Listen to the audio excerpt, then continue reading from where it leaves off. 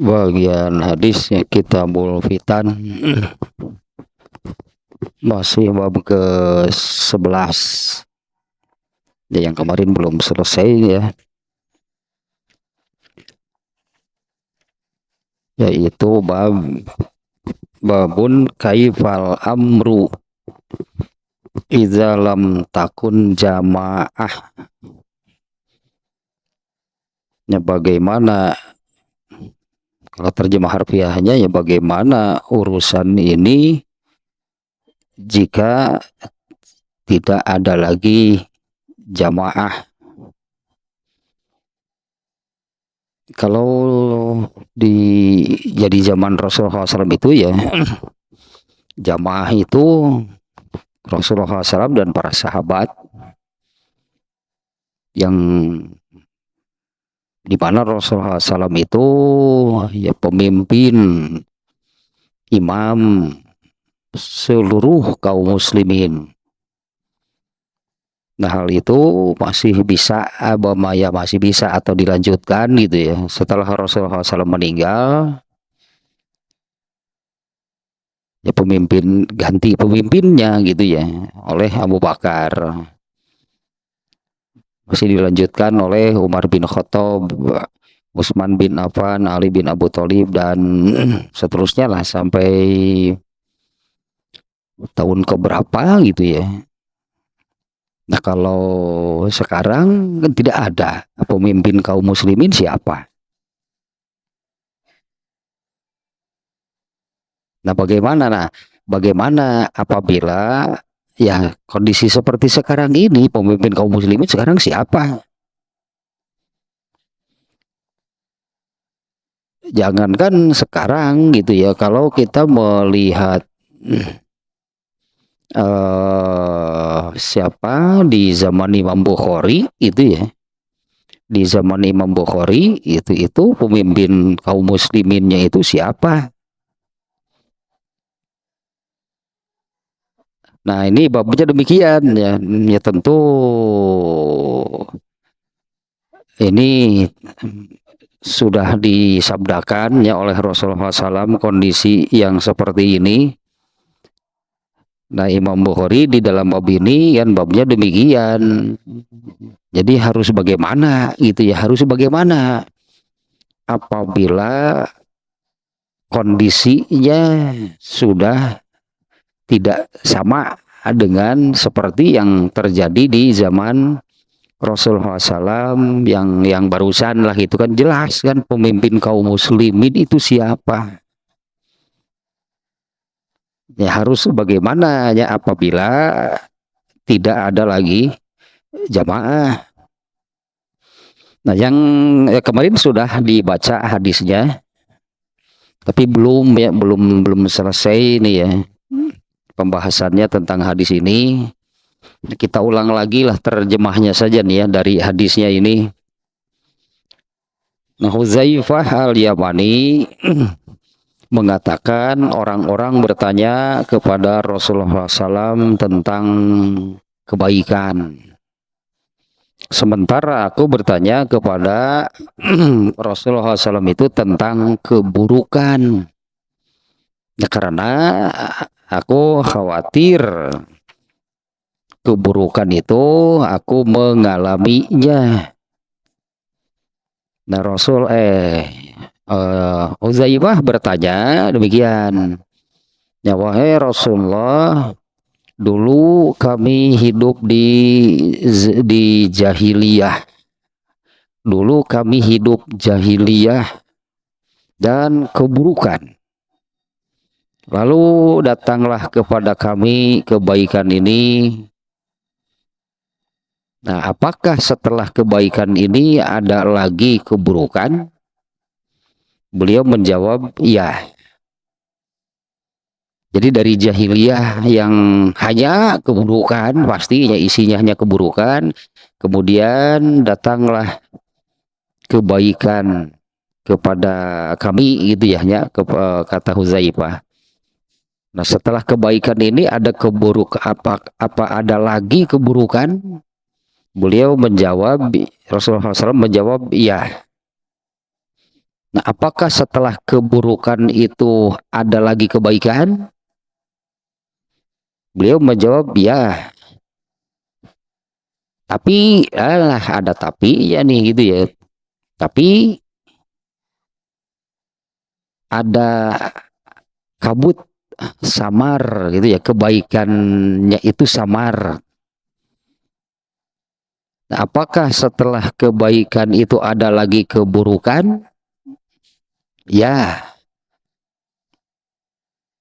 Nah, setelah keburukan yang terakhir ini, kemudian Rasulullah SAW, siapa Huzaifah pun tidak menanyakan lagi ada lagi kebaikan. Terakhir berarti situasinya itu adalah buruk. Jadi kurang lebih kan ringkasnya seperti ini. Zaman jahiliyah hanya keburukan isinya. Yaitu di zaman jahiliyah itu dengan kekufuran, kemusyrikan, dengan kemaksiatan, kemungkaran, perbuatan dosa. Itulah keseharian hidup jahiliyah. Ya bukan tidak ada kebaikan, tapi kebaikannya hanya sekedar kebaikan yang bersifat norma. Ya, kebaikan yang bersifat tradisi.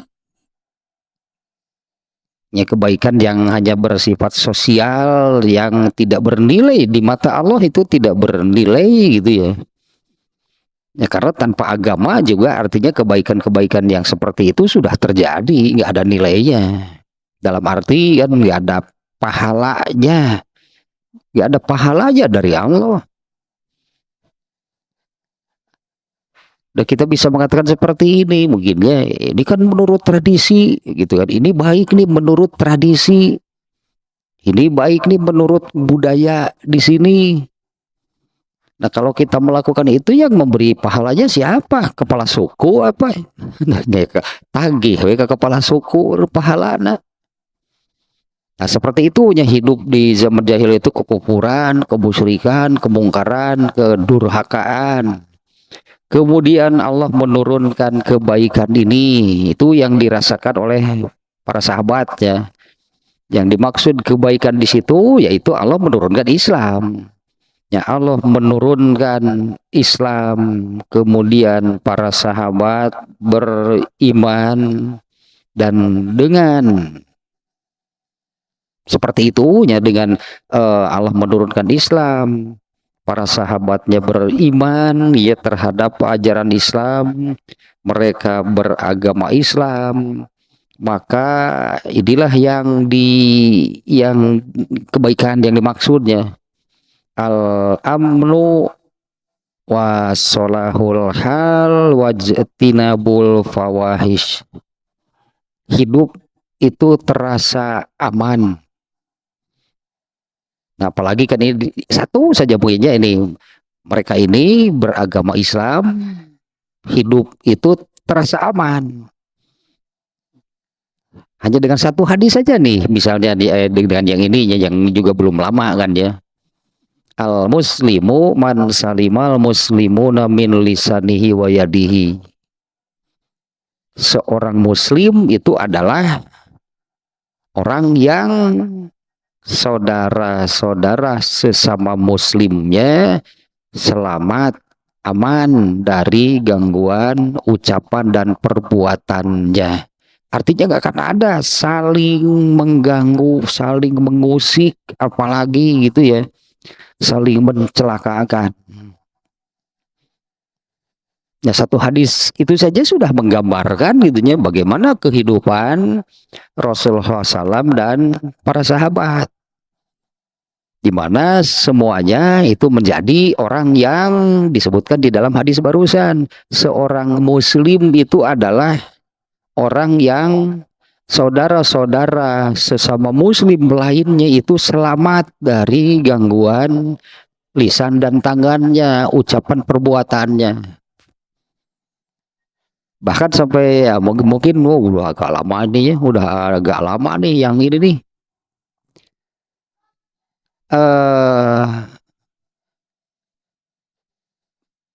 di masjid gitu ya, di Masjid Nabawi itu orang bersodakoh, mungkin seperti kenceleng atau gitunya. Orang bersodakoh simpen saja di situ.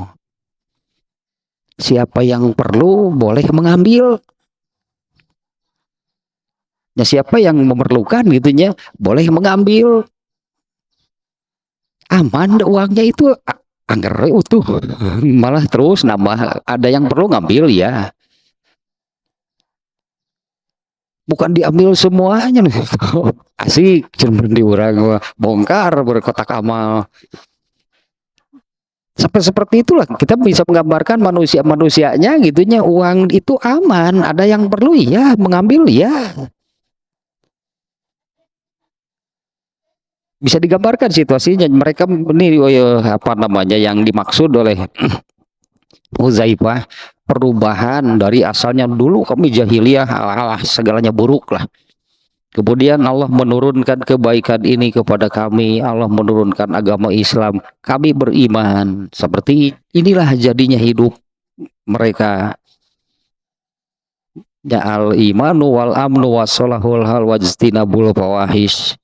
Kami beriman, hidup itu betul-betul terasa gitu dengan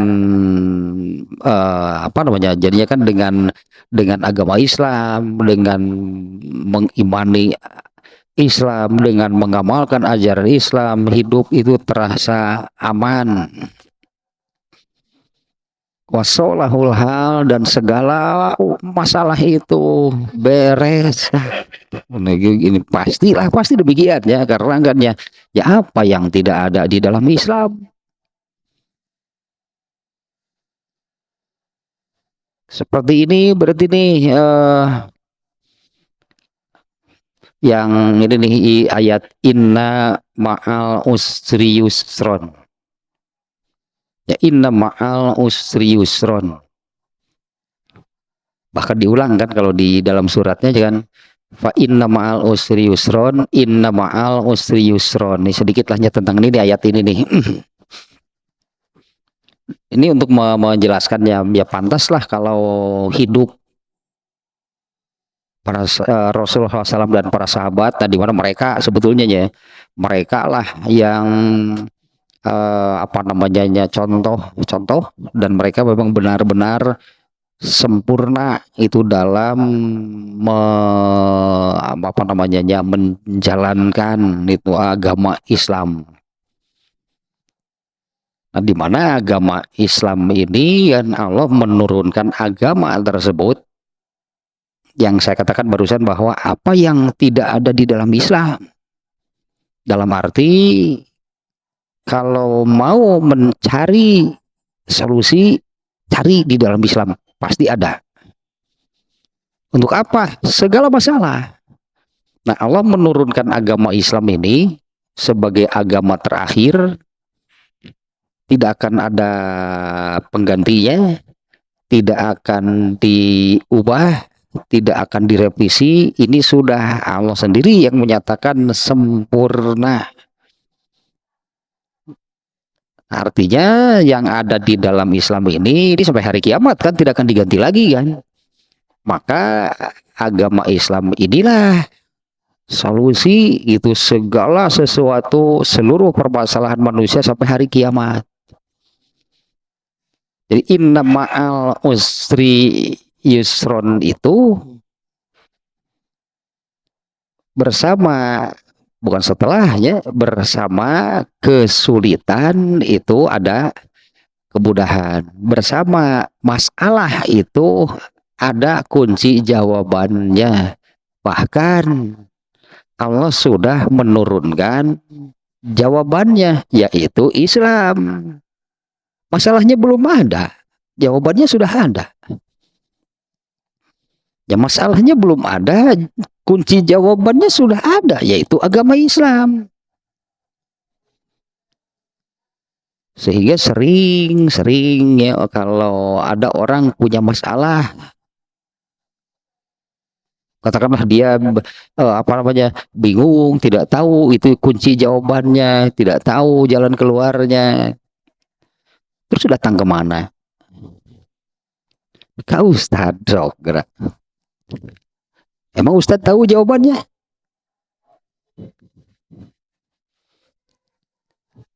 Itu kan emang Ustadz tahu jawabannya? Seringkali memang demikian. Ketika saya punya masalah ini, oh begini nih menurut ini ayatnya, ini hadisnya. Nah artinya Allah itu sudah menurunkan kunci jawabannya. Bahkan Allah sudah menurunkan kunci jawabannya. Makanya kalau di sini solahul hal, semua beres gitu. Ini kata Hudzaifahnya, semua beres. Kenapa? Karena setiap punya masalah nih untuk para sahabatnya, apapun itu, setiap punya masalah, mereka tinggal datang kepada Rasulullah. Lalu oleh Rasulullah dijawab. Rasulullah menjawabnya pakai apa? Ya Rasulullah menjawabnya pakai apa? Ya anu cek-cek receh betul dijawab. Dumana. Ah itu pertanyaan receh. Nggak perlu dijawab. Bahkan di An-Nisa 25 itu An-Nisa 65. Justru 65 kalau nggak salahnya, An-Nisa 65 itu tidaklah dikatakan benar-benar beriman sebelum kamu menjadikan Rasulullah SAW itu sebagai pemutus perkara. Justru orang Islam nggak boleh nyari solusi keluar. Belumlah dikatakan benar-benar berimannya sebelum kamu menjadikan Rasulullah itu sebagai pemutus perkara. Artinya kalau ada apa-apa harus kepada siapa? Nggak boleh kepada selain Rasulullah. Dan kalau Rasulullah SAW sudah memutuskan, maka wajib diterima sepenuh hati, tidak boleh ada keberatan sedikit pun. Nah itulah makanya hidup para sahabat itu beres semuanya, karena nah sebetulnya demikian, innama al usri yusron itu untuk setiap kesulitan itu ada kemudahan, bukan setelahnya. Setelah kesulitan ada kemudahan. Jadi bukan karena yang memberi masalah itu sebetulnya Allah ya. Allah memberi masalah. Nah, setiap kali Allah memberi masalah itu plus kunci jawabannya. Hanya terasa sulit itu kalau kunci jawabannya belum ditemukan. Coba kalau pelajari Islamnya, kumpulkan kunci jawabannya, nanti begitu dapat masalah tinggal oh ini selesai. Itu sebetulnya demikian ya. Kalau nggak salah kan pernah saya contohkan seperti ini nih. Kalau televisi di rumah mati, terus harus bagaimana? Biasa ditakok urung TV nyala lagi. Apa itu solusinya? Ya apa itu solusinya? Mati lagi, pukul lagi, nyala lagi, terus dipukul.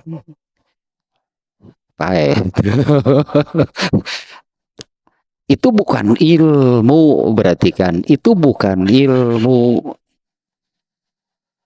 Karena kerja mau reparasi elektronik.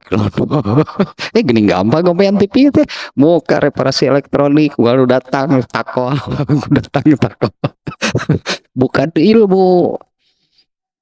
Kemana gitunya, kemana solusi kan, kita butuh solusi. Ini TV ini padam nih, tidak nyala, kita butuh solusinya kan supaya hidup kembali kan. Kemana kita datang? Ke ahlinya kan, yang punya ilmunya. Ternyata kan yang punya ilmunya kan ada alatnya, diperiksa, ternyata ada, biasanya itu sebut nanti solderanana coplok. Ya solderanana coplok gitunya karena panas. disolder satu titik, aman, beres, nyala lagi. Jadi ya tahu ilmunya. Nah kita dipukul kan tadi kan apa namanya, setelah dipukul ternyata nempel lagi karena panas memuai, pisah lagi, takol hurung kaditu nama cek tipi guys tuh aing jadi awak ayo ditakolan pusing aing malah hurung deui tuntung nama tipi gitu dah amok ayo ditakolan. Solusinya kepada datang bawa televisinya kepada yang punya ilmunya. Nah inilah solusi untuk seluruh masalah ilmu. Nah, sementara Allah sudah menurunkan agama Islam, ya, agama Islam ini adalah ilmu. Jadi pantas kalau seperti ini terasa aja hidup para sahabat bagaimana, bukan dia punya masalah. Tapi setiap kali ada masalah, jelas harus datang kemana dan yakin beres. Yakin ya para sahabat itu kalau punya masalah datang kemana. Ini contoh-contoh kasus mungkinnya di zaman Rasulullah SAW ada yang terkait dengan apa namanya. Ini nih yang ini nih. Ada dua orang yang safar. Kemudian datang waktu sholat, mereka berjamaah berdua nih ya. Mereka berjamaah. Ternyata waktu mereka mau sholat itu di tempat tersebut tidak ada air, maka mereka bersucinya dengan cara tayamum deh. Mereka bersucinya dengan cara tayamum. Setelah selesai sholat, mereka melanjutkan perjalanan. Nah, ketika melanjutkan perjalanan, masih dalam waktu sholat tersebut, mereka menemukan air. Kemudian, nah muncullah pemikiran yang berbeda di antara dua orang ini. Yang satu mengatakan, ini harus diulang nih. Sekarang ternyata kan kita menemukan air dan waktu sholat ini kan masih ada. Yang satu orang mengatakan, ya nggak usah, tadi kan sudah selesai. Menurut yang satu tidak sah nih karena ternyata air ada. Yang satu lagi mengatakan tidak usah. Gak ketemu, gak ada titik temu di antara keduanya. Akhirnya mereka berpegang kepada pikirannya masing-masing. Saya mau mengulang. Kata yang lain lagi, ya silahkan, saya nggak mau. Yang satu mengulang, yang satu tidak mengulang. Tapi kan ini jadi masalah. Kenapa jadi dua? Jadi dua gitu ya. Ini pengamalannya jadi dua. Yang satu mengulang, yang satu tidak mengulang. Yang benar mana sih? Kalau menurut mereka berdua, ya mereka yang mengulang merasa yakin. Saya yakin benar, makanya saya mengulang. Yang tidak mengulang, saya yakin benar, makanya saya tidak mau mengulang. Nah, setelah mereka pulang, kemudian mereka melaporkan kejadian tersebut. Kami mengalami seperti ini, bagaimana? Nah, ini jawabannya dari Rasulullah. Kepada yang mengulang, Rasulullah SAW menyabdakan lakal ajru marrotaini, kamu dapat 2 pahala. Kepada yang mengulang dia, kamu dapat 2 pahala. Kepada yang tidak mengulang, Rasulullah SAW menyabdakannya asobta sunnah, kamu yang benar, kamu yang sesuai dengan sunnah. Kepada yang mengulang, Rasulullah menyebutkan kamu dapat 2 pahala. Kepada yang tidak mengulang, Rasulullah menyebutkan kamu yang sesuai dengan sunnah. Jadi yang benar yang mana nih? Ini jadi yang benar yang mana? Yang sesuai sunnah pasti maksudnya. Ya kamu yang sesuai sunnah ya. Pahalanya berapa? Nah, itu mah dua, mending itu gitu dua. Mending dua bari salah. Nah, sekarang berarti sudah ada putusannya, yang benar yang mana? Rasulullah nih yang menyebutkan asobtas sunnah, kamu yang sesuai dengan sunnah, yang tidak mengulang yang benar. Nah, kepada yang mengulang Rasulullah mengatakan kamu dapat dua pahala. Nah, sekarang sudah ada apa namanya keputusan, berarti dari asalnya kan pakai kekeh lah, mereka masing-masing merasa benar. Sekarang sudah jelas yang benar yang mana. Nah, kalau terjadi lagi seperti itu harus bagaimana? Nah, kalau terjadi lagi gitu seperti itu gitu ya, harus bagaimana? Harus ikuti yang benar, yaitu tidak mengulang. Nah, bagaimana kalau mengulang? Dapat pahala dua nggak? Setelah jelaskan keputusan dari Rasulullah, yang benar yang mana? Yang tidak mengulang. Nah, bagaimana kalau apa namanya mengulang lagi sholatnya dua kali, dapat dua nggak pahalanya? Lain didegungkeun saduk kitu mah. Itu siapa? Geus jelas nu bener nu mana. Kalau sebelumnya belum ada gitu kan mereka. Nah, ini disebutnya mereka ini berpegang kepada ijtihadnya masing-masing. Inilah para hebatnya para sahabat, beda baik beda kamu saya sebelum ada putusan dari Rasulullah. Nah, setelah diputuskan oleh Rasulullah, nggak boleh, mending mengulang dapat dua pahala, lain digaplok gitu. Sudah jelas yang benar yang mana. Itu contoh kasus itunya. Kemana itu mereka mencari solusi apabila punya masalah. Satu lagi yang apa namanya sengketa tanah, dua orang gitu yang tanahnya berbatasan. Ternyata apa namanya patoknya runtuh. Kayak jadi nulah mana itu nu ieu teh Yang sebelah sini mengatakan ini sampai sini nih batasnya nih. Yang sebelah sini mengatakan sampai sini. Artinya masing-masing mengaku jadi lebih luas kan. Ini juga gak ada solusi. Datang ke Rasulullah. Yang katakanlah ini si A mengatakan ini sampai sini nih, berarti kan tanahnya lebih luas. Ini si B mengatakan sampai di sini nih batas tanahnya. Gak ada kejelasan lah gitunya. Akhirnya datang kepada Rasulullah, mereka menceritakan masalahnya. Kemudian Rasulullah SAW menanyakan apa buktinya gitulah kepada si A.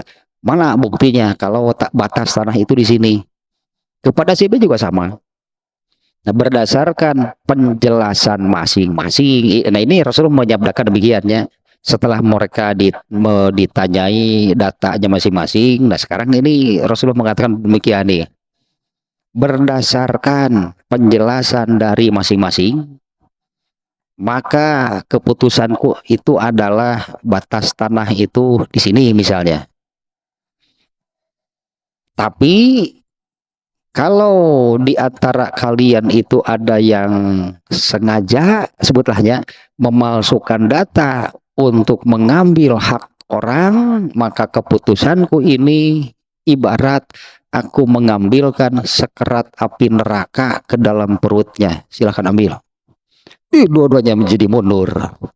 Untuk tekan belah dia, senada cek si B cek si A belah dia ketang batas tanah teh.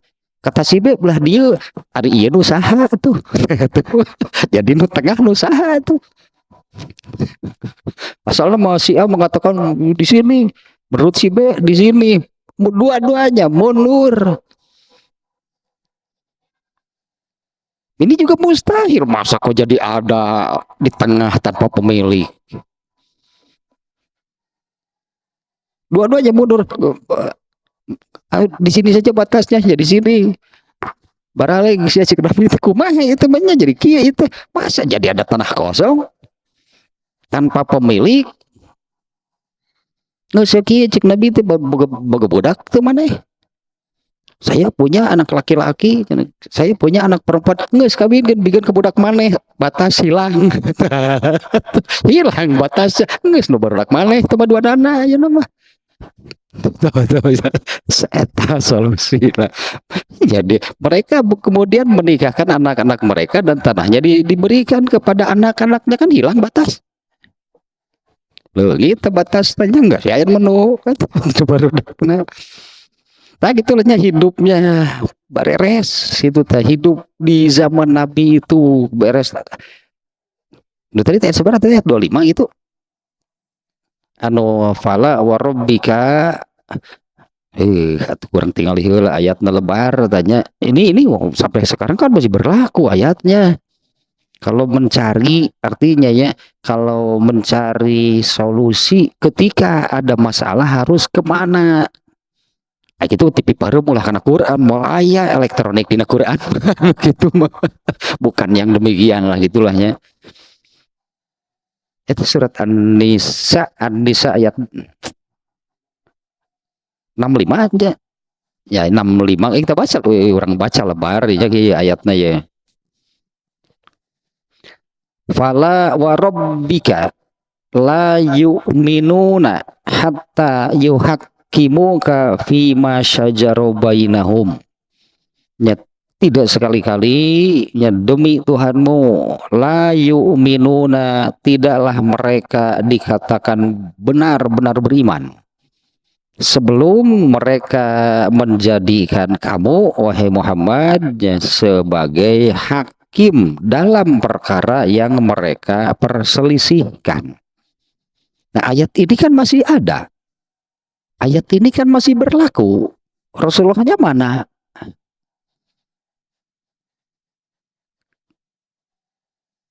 Yang dari Rasulullah SAW pun gitu kan, itu solusinya berdasarkan agama Islam. Rasulullahnya, sosoknya, orangnya memang sudah tidak ada, kan Islamnya tetap ada. Nah maka akan ayat ini berarti tidaklah dikatakan beriman sebelum itunya menjadikan sebagai solusi pemutus perkara apabila masalah itu adalah Islam berarti. Dan apabila kemudiannya sehingga tidak ada rasa keberatan dalam hati terhadap putusan tersebut dan mereka menerima dengan sepenuhnya. Nah sebetulnya itu yang tadinya Allah itu sudah menurunkan kunci jawaban untuk seluruh permasalahan manusia sampai hari kiamat. Masalahnya dengan contoh sederhana tadi, bagi kita yang buta urusan elektronik, TV padam gelap, harus bagaimana? Ya harus bagaimana, kan ini TV itu padam, TV gak nyala, mau bagaimana? Ya paling kan nah disebut teh memilikan apalah yang ditepak itu hurung, itu solusi bukan? Itu kan hanya kebetulan. Kemudian diulangi, nyala lagi, ya sekali, dua, tiga kali, selanjutnya mana mau udah TV kita di gini, ayo mau ditepakan. Cek TV tinggal doy. Ayo mau ditepakan nyeri awak kan. Dengan ilmu lah solusinya. Ya datanglah ke tempat reparasi elektronik, ya artinya mereka punya ilmunya. Ternyata misalnya kasusnya kan cuma demikian, begitu diperiksa ketemu, oh ternyata ini ada solderan yang lepas, solder satu titik sudah nyala lagi. Beretan ngomongnya ternyanyakan seberaha aja. 30.000 makanya ti maksud kieu 30.000 seru mahal malah intimah dari mana masa nyolder satu titik timahna sakitu 30.000 aing mah mau disameter gengen 4.000 cek cek tuh atuh siapa tetangga dieu cenah atuh beureuh solder najing boleh timah sorangan ilmunya yang mahal bisa ketemu masalahnya dan kemudian selesai kan eta nu mahal nama ya kan menemukan ini nih masalahnya apa nih gitu kan oh, ternyata ada solderan yang lepas pan eta nu mahal nama rinyolder nama ya anggaplah pekerjaannya hanya demikian mahal tuh nya 30.000 harga nyolder satitik Cirebon timah naga sedikit cina paling cukup DPT gubung isi itu kudu bayar aing lieur bawa paling segede meskipun aing kudu bayar kabeh konsumen aing stres kabeh konsumen juga kieu stres segala hirup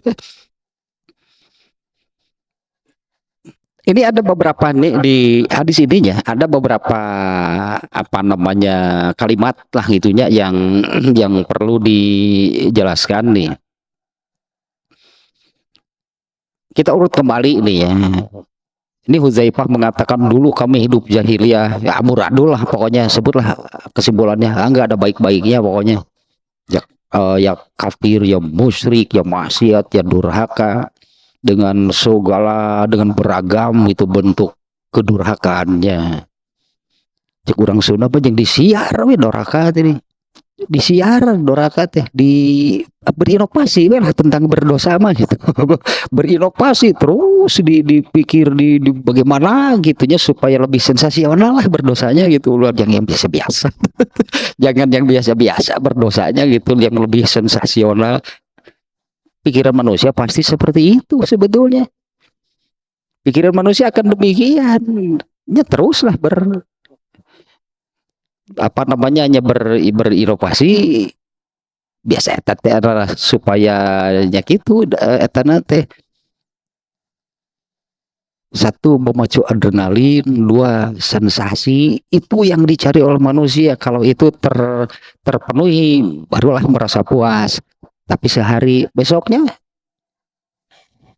ingin yang lebih nah hidup manusia itu nggak akan berhenti dari adrenalin dan sensasi lah pokoknya mah makanya banyak wahana-wahana permainan yang dibuat semakin menantang kan mau apa itu hidup jelema bahkan ini sebetulnya dalam urusan berdosa pun gitu dibuatlah yang lebih sensasional yang lebih memacu adrenalin pokoknya mah nyerempet karena paeh teh semakin wah gitulah yang nyerempet karena apa namanya disebutnya teh menantang maut ya yang menantang maut dosa gak sih menantang maut ya, artinya melakukan sesuatu yang wah di sini ini ada kemungkinan katakanlah ada sedikit saja kesalahan udah bisa mati boleh ya seperti itu dok itu teh disebutnya teh berjudi dengan umur dijadikan taruhannya dalam berjudi amat sangat besar dosanya yang demikian ya tapi itulah tantangannya bagi manusia ternyata lah adrenalin dan sensasi itu karena itu hirup nanti keburukan kemudian Allah menurunkan kebaikan ini yaitu agama Islam seperti barusan lahnya dengan agama Islam ini jelas sangat terasa bagaimana berubahnya dari asalnya serba keburukan hanya keburukan setelah beragama Islam menjalankan Islam bersama Rasulullah SAW berbalik 180 derajat hanya kebaikan gak ada keburukan sama sekali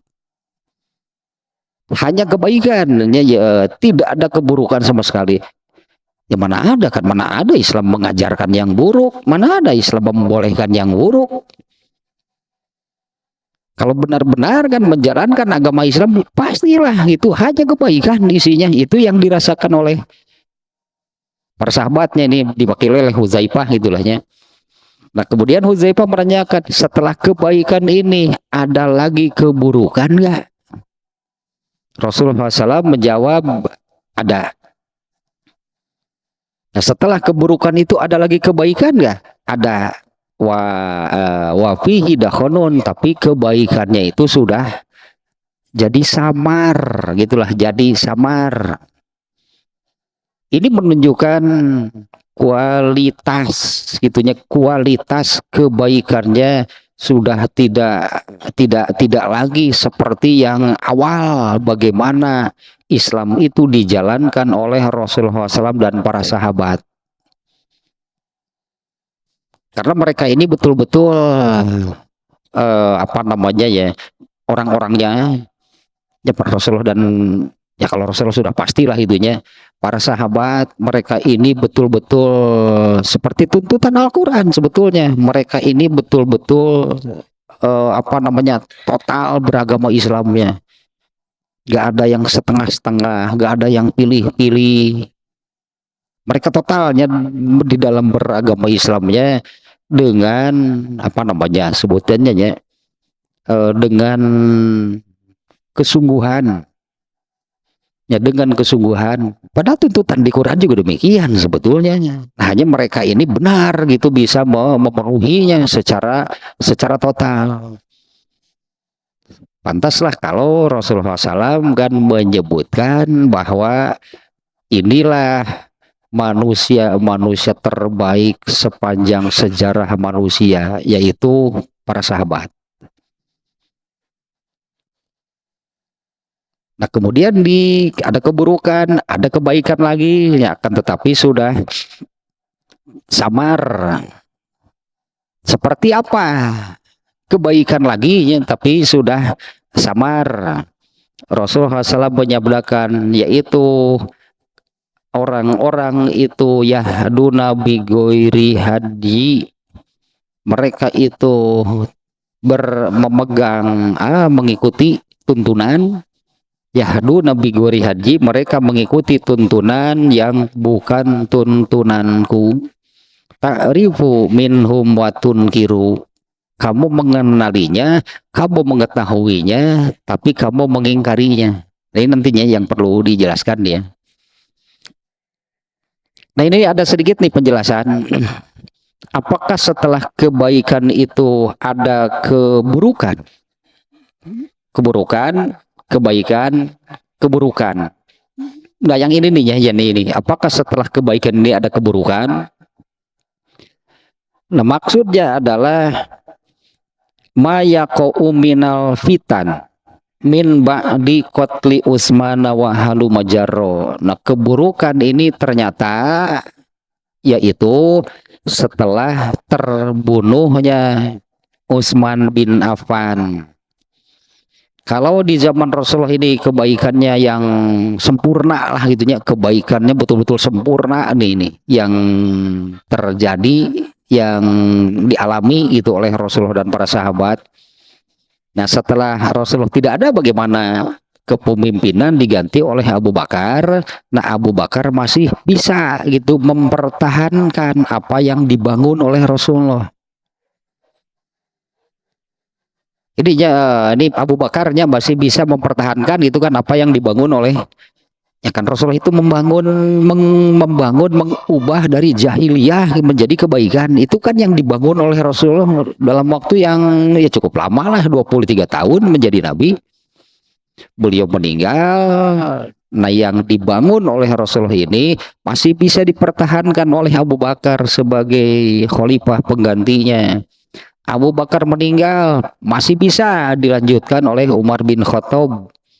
Umar bin Khattab terbunuh, mulailah riak-riak gitu, gejolak kecil itu bermunculan yang ini yang mengalami pergeseran, mengalami perubahan, mengalami penurunan. setelah Utsman bin Affan terbunuh. Nah, ini nih keburukan itu dimulainya dari sana.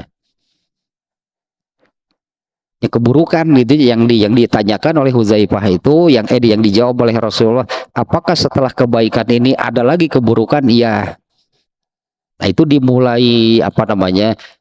Setelah Umar bin Khattab terbunuh, khalifah itu kan Utsman bin Affan. Nah, ini muncul gitulahnya apa namanya? Kalau disebut mah ya mulailah muncul nih jamur-jamur bakteri-bakteri yang ke dalam Islam ini mulai dimuncul. Utsman bin Affan terbunuh semakin parah dan seterusnya hingga hari ini. Ini sudah belum ya kalau hadisnya yang ini kan Rasulullah SAW menyabdakan kan la ya'ti ilaikum zamanun illa wa huwa syarrun minhu, tidak akan datang satu masa, satu generasi, tidak akan datang satu masa, satu generasi kecuali keadaannya itu lebih buruk dari yang sebelumnya. Keadaannya itu lebih buruk dari yang sebelumnya. Tolok ukurnya adalah zaman Rasulullah SAW dan para sahabat. Karena tidak akan ada lagi, tadinya Rasulullah menyebutkan inilah manusia-manusia terbaik sepanjang sejarah manusia itu adalah mereka. Setelah mereka maka kondisinya akan terus semakin menurun. Dimulainya sejak Utsman bin Affan terbunuh. Ketika Umar bin Khattab terbunuh, nah mulai itulah apa namanya bibit-bibitnya hal-hal kecil bermunculan. Begitu Utsman bin Affan terbunuh, kondisinya ibarat apa namanya istilahnya terjun bebas. Ya, keburukannya itu kemudian bermunculan semakin banyak. Nah, kemudian berikutnya nih, nah ini yang penting nih. Apakah setelah keburukan ini ada lagi kebaikan nggak? Keburukan jahiliyah, kebaikan diturunkannya Islam, tapi kemudian buruk lagi gitunya, yaitu dimulai di zaman Utsman bin Affan terbunuh. Nah, setelah keburukan ini ada lagi kebaikan nggak? Nah, Rasulullah menjawab, iya, tapi nah, tanya tapi kalau terjemah harfiahnya, tapi kebaikannya itu terselimuti kabut, berkabut, samar, tidak lagi jelas. Nah, ini di antara penjelasannya demikian nih.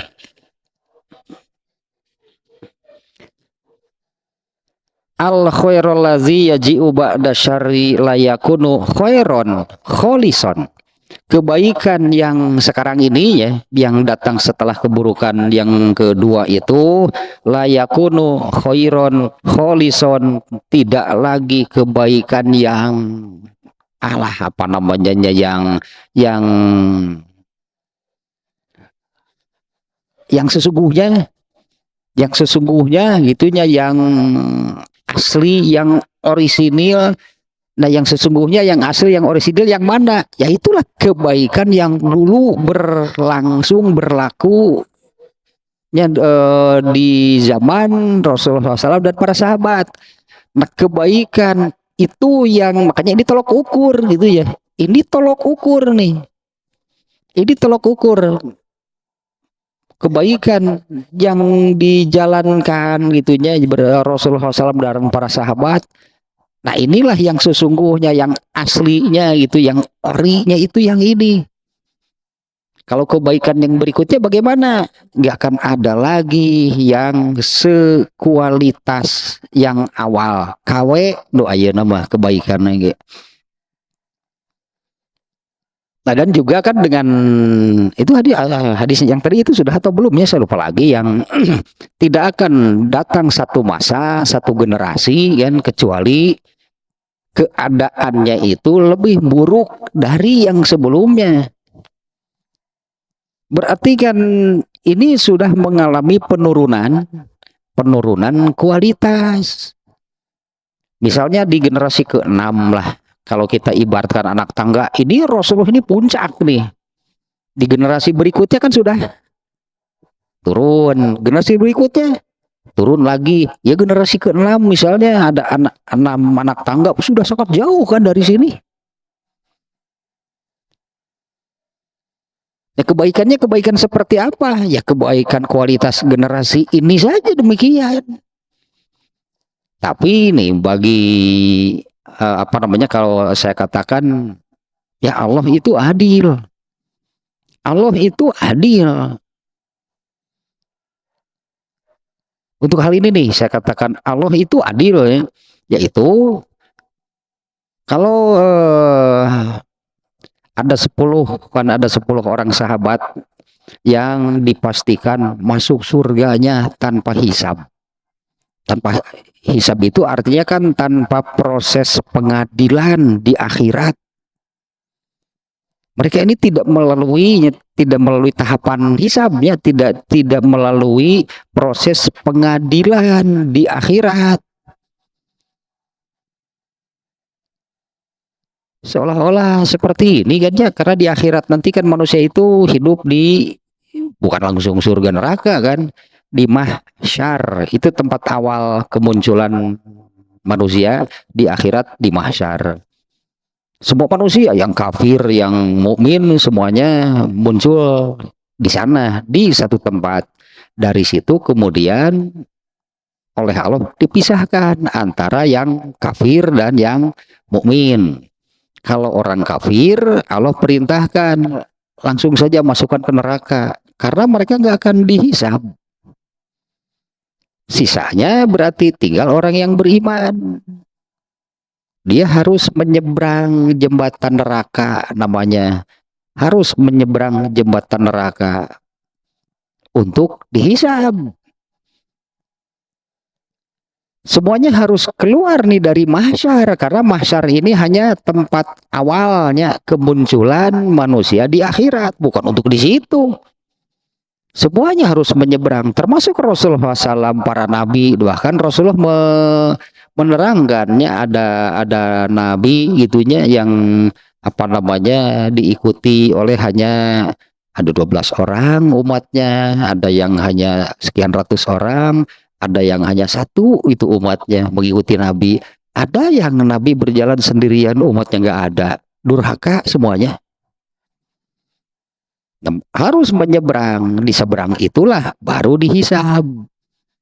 Nah, orang-orang yang masuk surga tanpa hisab sampai ke seberang ya sudah ditunggu jemputan. Ditunggu jemputan, ada bisnis teh utamakan selamat diri itu misi ka neraka. Dar bos teh tinggi jebur ka jurang. Tak didinya teh aya utamakan selamat, aya selamat langsung didinya teh aya mios. Aya ada pahala kencana, anu eta sih kan. Pahala kencana deh itu istimewa. Ya langsung lah dibawa ke surga. Nah, ada 10 orang sahabatnya, meskipun semua sahabat masuk surga tanpa hisab dengan kualitas mereka tadinya. Mereka ini manusia terbaik sepanjang sejarah manusia. Tapi kesempatan masuk surga tanpa hisab bukan hanya untuk para sahabat, untuk seluruh manusia. Kesempatannya ya, kesempatan masuk surga tanpa hisab sama Allah berlakukan untuk seluruh manusia. Artinya setiap individu itu memiliki kesempatan yang sama, bisa artinya ya, untuk menjadi orang yang masuk surga tanpa hisab. Nah, terus bagaimana kalau ini kondisinya itu menurun? Nah, inilah adilnya Allah. Maka Allah menetapkan, berarti apa namanya, passing grade-nya ya Allah turunkanlah dengan sesuai dengan zamannya masing-masing. Kalau kita yang hidup sekarang harus sekualitas Umar bin Khattab, wah, ampun. Coba kalau ibu-ibu di sini harus sekualitas Khadijah, Aisyah, sanggup nggak? Ya sesuai lah itu, jadi sesuaikan dengan, karena kondisinya memang akan terus menurun. Bahkan kondisi terburuk dunia itu artinya kan sudah sangat sangat terpuruk lah gitunya. Kondisi terburuk dunia itu kalau di dunia ini sudah tidak ada lagi yang beriman. Kehidupan dunia ini sudah tidak pantas dilanjutkan. Ngesan. Kiamat berarti. Kiamat itu ya kalau di dunia ini sudah tidak ada lagi yang beriman, sudah selesai umur dunia, sudah tidak pantas untuk dilanjutkan lah gitu kehidupan dunia. Nah, itu tanya cucunya, menurut saya ini penting lah ya, jangan terus merasa harus bersaing dengan Abu Bakar, dengan Umar bin Khattab. Itu bukan saingan kita. Ya, saingan kita itu adalah ya di sekarang ini, kalau dulu misalnya 100, untuk generasi berikutnya Allah turunkan misalnya 98, generasi berikutnya terus menurun. Allah itu sudah sekarang ini 45 loh. Kalau sudah sangat rendah sebetulnya. Untuk menjadi yang terbaik, katakanlah untuk menjadi yang terbaik itu sudah Allah turunkan. Tapi intinya kan, jadilah yang terbaik di generasinya masing-masing. Nah, mereka itulah yang terbaik di generasinya masing-masing. Itulah yang akan dibalas oleh Allah dengan masuk surganya tanpa hisab. Ada dari setiap generasi itu akan ada orang-orang terbaiknya, ya apa namanya balasannya. Kalau para sahabat kan jelas mereka ini manusia-manusia terbaik gitu kan, sepanjang masa tanpa hisab ke surganya. Nah, kesempatannya masih banyak sekarang juga, atau siapapun bisa. Itu yang saya katakan Allah Maha Adil. Karena kita dengan sahabat itu sama, hamba Allah, apa bedanya? Ya kan sahabat kan hamba Allah ya. Jangan pakai kurung, hamba Allah teh Allah.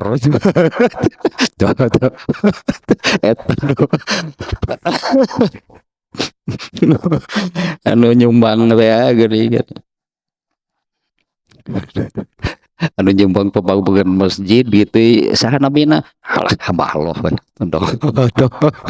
kurung Deni kumaha ya tahu hamba Allah. Nah, ternyata nih la yakunu khairun kholison bal fihi kadrun. Ada lagi kebaikan, ada, tapi tidak akan sekualitas. Tidak akan sekualitas kebaikan yang dulu pernah terjadi di apa namanya di tengah-tengah gitu. Jadi terjadi pada Rasulullah SAW dan para sahabat. Tapi kan nggak usah berkecil hati itu ya, karena memang demikian Allah sudah menetapkan bahwa apa namanya kondisi dunia, bukan dunianya sebetulnya kan orangnya ya, bahwa kondisi dunia ini akan terus mengalami penurunan. Nah, bahkan puncak kejatuhan, keburukan, kehancuran dunia ini kalau di dunia ini sudah tidak ada lagi orang yang beriman. Nah, saya kaitkan ke hal yang tadi ya Allah itu adil. Allah memberi kesempatan yang sama. Adapun para sahabat, titulahnya yang terutama yang 10 orang sahabat yang dipastikan masuk surga, itu untuk dijadikan contoh. Tuh contoh orangnya ada gitunya. Tuh contoh orangnya ada, manusia-manusia yang masuk surganya tanpa hisab. Dan kesempatannya Allah berikan kepada semua hambanya. Kita juga hamba Allah. Umar bin Khattab hamba Allah. Deni anu bieu eta mah nu bieu eta mah ongkop hamba Allah tapi kurung gitu. Semuanya hamba Allah. Allah memberi kesempatan yang sama. Allah adil. karena nah ini nih dari makna yang ini nih ya, bahwa keburukan kebaikan, keburukan kebaikan. Tapi kebaikan yang di sini Rasulullah menyebutnya dengan terselimuti kabut samar. Nah, jadi sini penjelasannya adalah layakunu kholison, tidak se apa namanya, kalau kebaikan di zaman Rasul itu tadi itu yang asli, yang murni, yang sesungguhnya kebaikan itu yang dulu pernah terjadi itunya di apa namanya pada Rasulullah SAW dan para sahabat. Nah, itulah yang sesungguhnya. Nah, adapun untuk generasi berikutnya ada, kalaupun ada kebaikan tidak akan apa namanya ya, tidak akan sama lah gitu hanya kualitas kebaikannya dengan kebaikan Rasulullah SAW dan para sahabat. Anger di mana jam teh sok sakarusuhan wae atuh kalem gitu. Terus lah dua-dua tuh kan. Dua-dua can beres di to be continue lah. Masih di sini berarti nih ya. Masih berlanjut nih, masih lumayan panjang nih redaksi hadisnya ada redaksi hadis yang belum apa namanya belum dijelaskan nih.